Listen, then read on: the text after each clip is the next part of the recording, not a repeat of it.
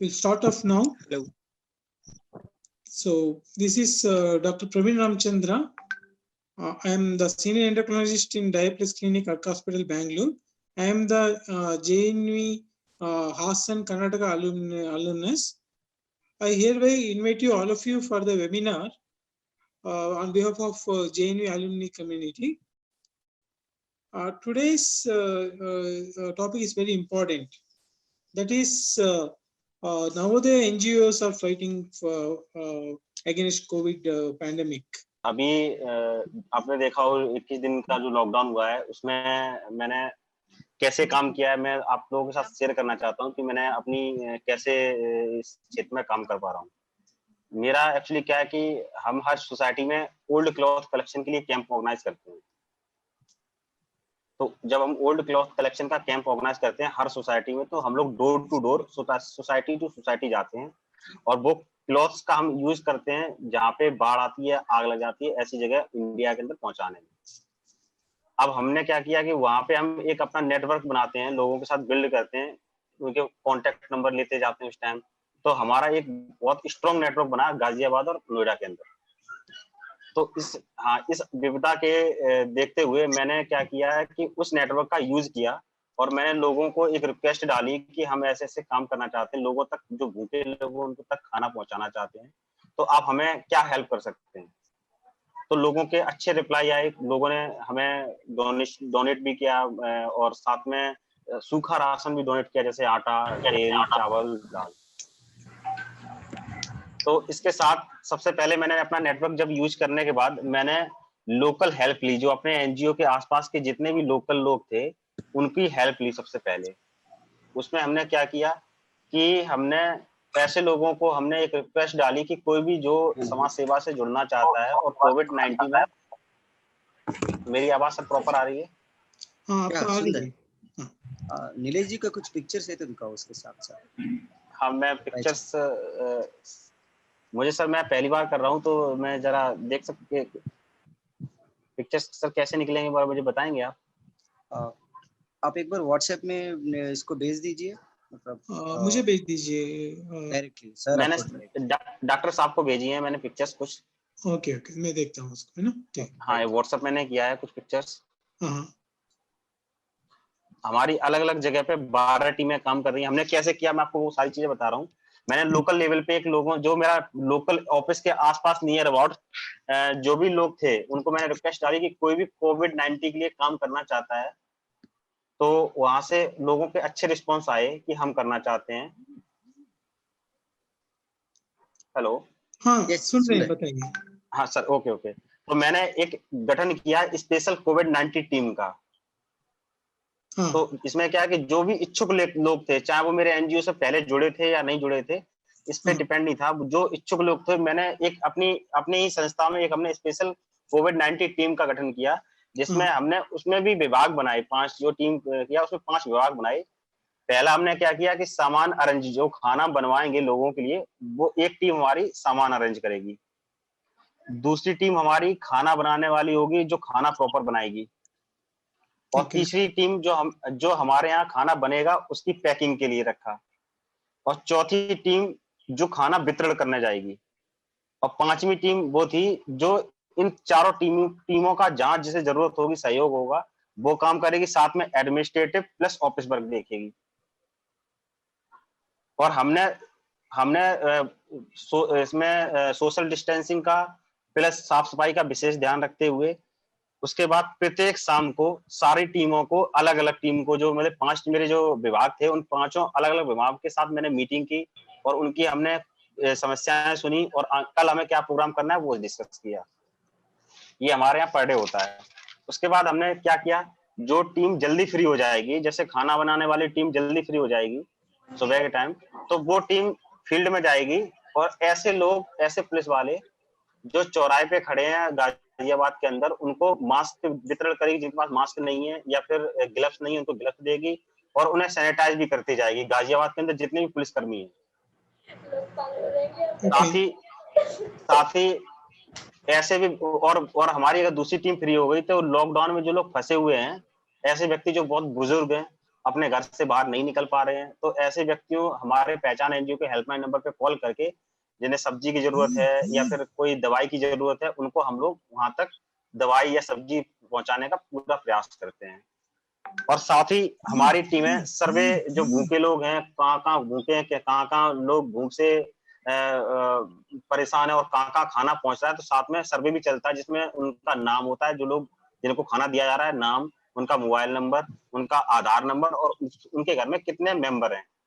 ये सारी चीजें हम लोग विधिवत रूप से प्रतिदिन 1000 पैकेट से लेके 1500 पैकेट एक टाइम, मतलब one time of a day, in a day मैं पहुंचा रहा हूँ, मतलब शाम को भी पहुंचाता हूँ और सुबह भी पहुंचाता हूँ।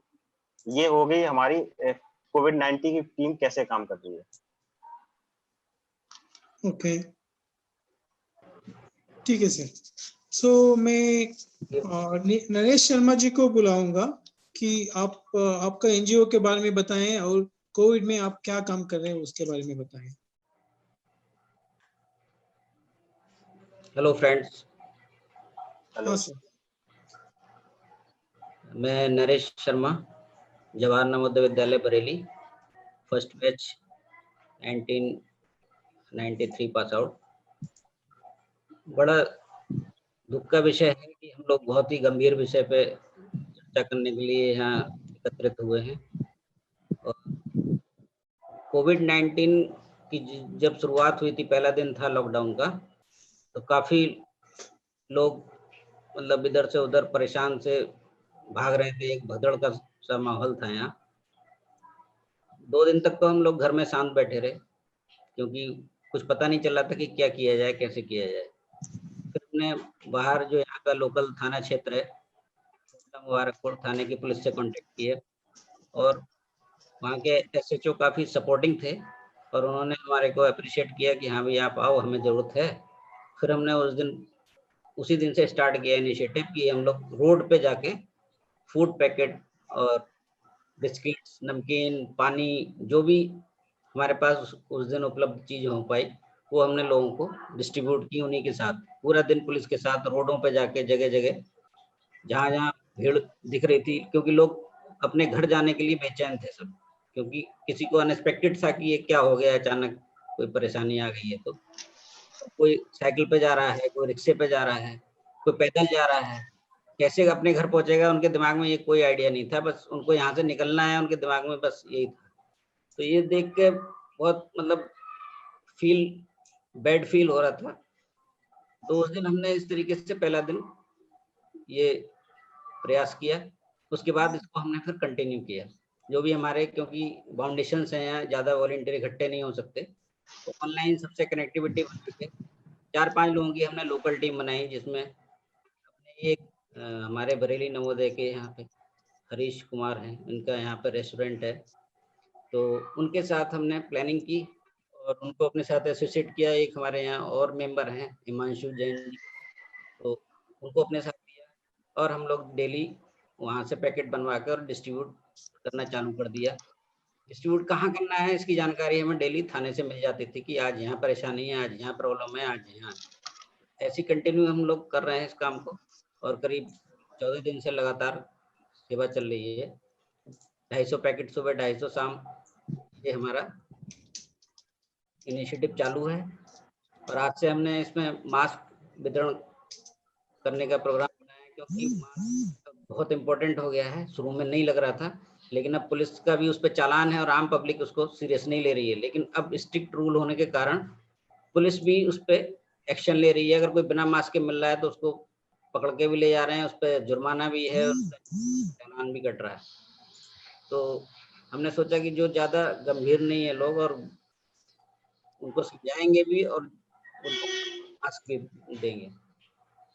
तो अभी हमारा सारा फोकस इस समय मास्क पे है और आगे दूसरे राज्यों में भी इसको चालू करने की प्लानिंग में है। अभी हमारे बिहार में खगड़िया डिस्ट्रिक्ट में वहाँ के हमारे एक मित्र हैं नवोदय के ही, अखिलेश कुमार जी, उनसे बातचीत चल रही है। नदीम अहमद है, उनसे बातचीत चल रही है और जल्दी ही हम इसको दूसरे राज्यों में भी चालू करेंगे। I want to ask Mr. Naresh Sharma the opportunities for NGO work. अगर हमसे कोई और दूसरा जेवीनी का जो बंदे हैं, अगर हम भी देश का इस वार में या फाइट में हम जुट सकते हैं, तो क्या अपॉर्चुनिटीज है, कहाँ हमें फोकस करना चाहिए, कहाँ लोगों को मदद की जरूरत है, जहाँ वॉलंटियर्स है एनजीओ वो वहां जाके काम कर सकते हैं उस एरिया में। Please Naresh sir. दोस्तों, ये इसकी शुरुआत जो जहाँ रह रहा है अपने घर के आसपास से ही कर सकता है, और वही इस समय सबसे बेटर है।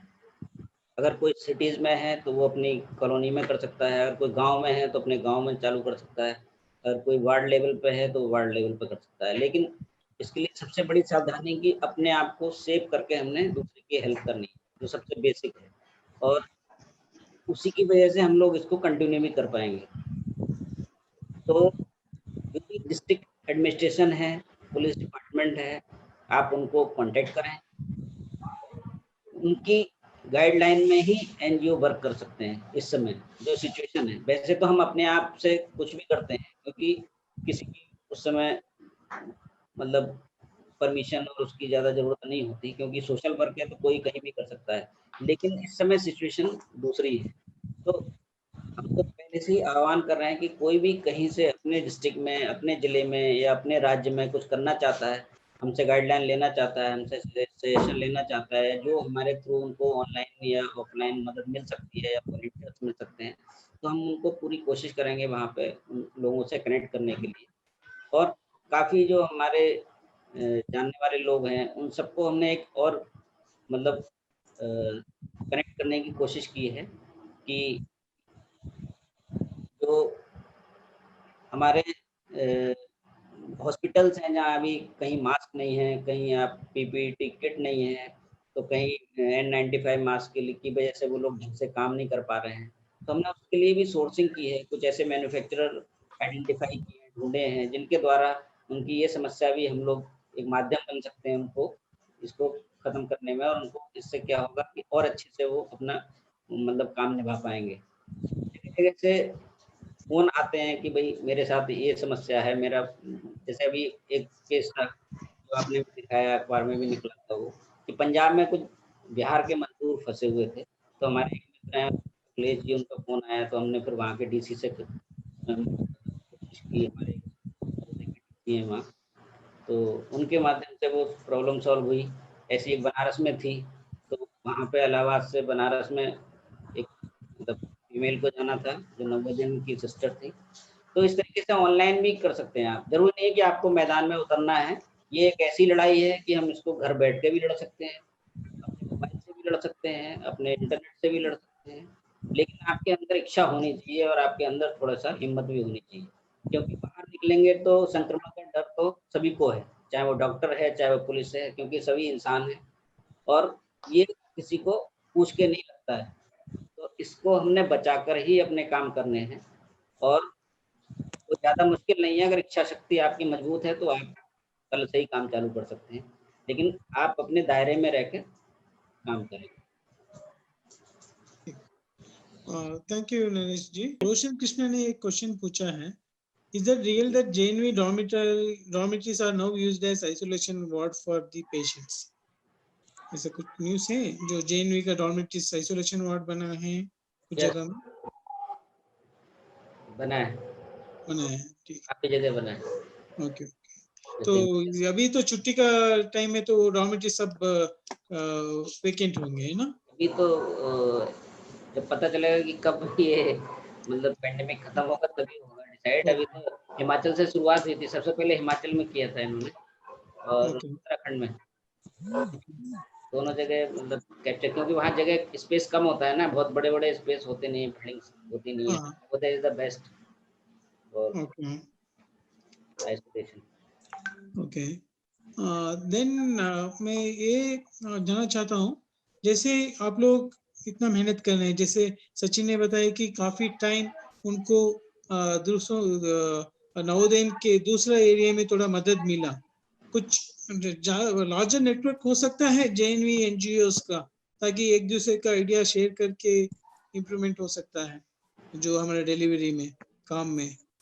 हो सकता है आपस में इंटरकनेक्ट करके काम कर सकते हैं, अगर एक दूसरे को लोग चाहें तो इसका कोई एनजीओस और जो भी काफी लोग आईएएस में है, आईपीएस में है, नवोदया से, है ना, जो एडमिनिस्ट्रेटिव लोग, जो ऑलरेडी इंडिविजुअल लेवल पे कहीं एक्टिव हैं, कुछ काम करना हाँ, चाह रहे हैं या कर रहे हैं, तो वो आपस में मिलके कर सकते हैं। उससे क्या है कि थोड़ा और अच्छे से काम हो पाएगा और एक्सपेंसेस भी बचेंगे उससे। ओके, मान लो किसी का कोई दिल्ली में कुछ फंसा हुआ है, उसको मेरे को इन्फॉर्म करेंगे तो मैं उसको पूरा हेल्प करूंगा हर तरीके से, जो भी ओके, पॉसिबल होगी। ठीक जैसे है, गाजियाबाद में कर रहे हैं अपने नीलेश सिंह, अभी हमारा इंटरेक्शन अभी हुआ है इसी के दौरान, जबकि ये भी नवोदय से हैं, मैं भी नवोदय से हूँ। और हाँ, ऑलरेडी मैं पहले 2014 से नवोदय एलुमनी को यूनाइट करने की कोशिश में लगा हुआ हूँ लगातार। तो ओके, उसके लिए हमने काफी मतलब नेशनल सेमिनार्स वगैरह किए 2-3 जगह, हाँ, ओके, फिर भी हमारे टच में नहीं आए। अब ये पेंडेमिक में जो काम हमने जैसा किया, तब हमारे को पता चला कि ये सेम वर्क कर रहे हैं, या सचिन से भी कभी इंटरेक्शन नहीं हुआ कभी। बाकी आपसे भी इसी दौरान इंटरेक्शन हुआ है, तभी मैंने आपको डॉक्टर्स ग्रुप में हाँ, एक ऐड किया, रिक्वेस्ट हाँ। भेजी थी कि भाई आप आओ। For all the panelists, we are very grateful, not only from JNV alumni you have, from entire India. We appreciate your work, and what you are doing is really, really great. We are very happy that you could join us in this webinar. And with this, I would like to conclude. Thank you.